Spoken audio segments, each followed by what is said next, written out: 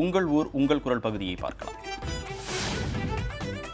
நெல்லையில் அரசு பொறியியல் கல்லூரி விடுதி மாணவர்களுக்கு அபராதம் விதிக்கப்பட்டதை ரத்து செய்ய கோரி மாணவர்கள் போராட்டத்தில் ஈடுபட்டனர்.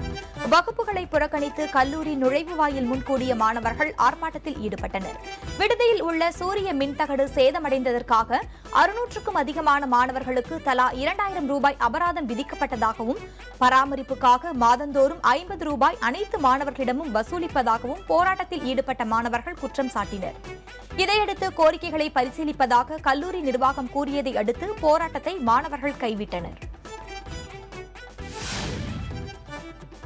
நீலகிரி மாவட்டம் கூடலூர் அருகே தேயிலை தோட்டத்தில் சுற்றித் திரியும் புலியை கண்டறியும் பணியில் ராணா என்ற மோப்ப நாய் ஈடுபடுத்தப்பட்டுள்ளது. தேவர் சோலை பகுதியில் புலியை தேடும் பணி 6வது நாளாக நடைபெற்று வருகிறது. வனத்துறை அதிகாரிகளின் முயற்சிகள் தோல்வியில் முடிந்ததை அடுத்து கர்நாடக மாநிலம் பந்திப்பூர் புலிகள் காப்பகத்தில் பராமரிக்கப்பட்டு வரும் ராணா என்ற மோப்ப நாய் வரவழைக்கப்பட்டது.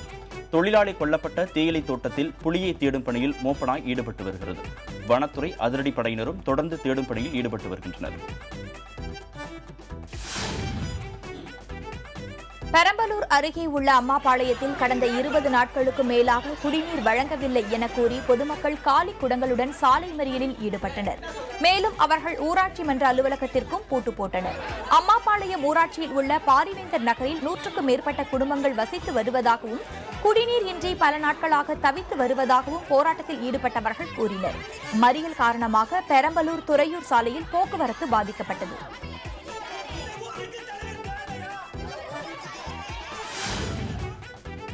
சிவகாசி அருகே உள்ள ஆனைக்கூட்டம் அணையில் தொடர்ந்து மணல் திருடப்படுவதாக குற்றச்சாட்டு எழுந்திருக்கிறது. மணல் திருட்டை தடுக்க அரசு உரிய நடவடிக்கை எடுக்க வேண்டும் என கோரிக்கை விடுத்திருக்கும் விவசாயிகள் மணல் திருட்டால் விவசாயம் மற்றும் குடிநீர் ஆதாரம் பாதிக்கப்பட்டிருப்பதாகவும் வேதனை தெரிவித்தனர்.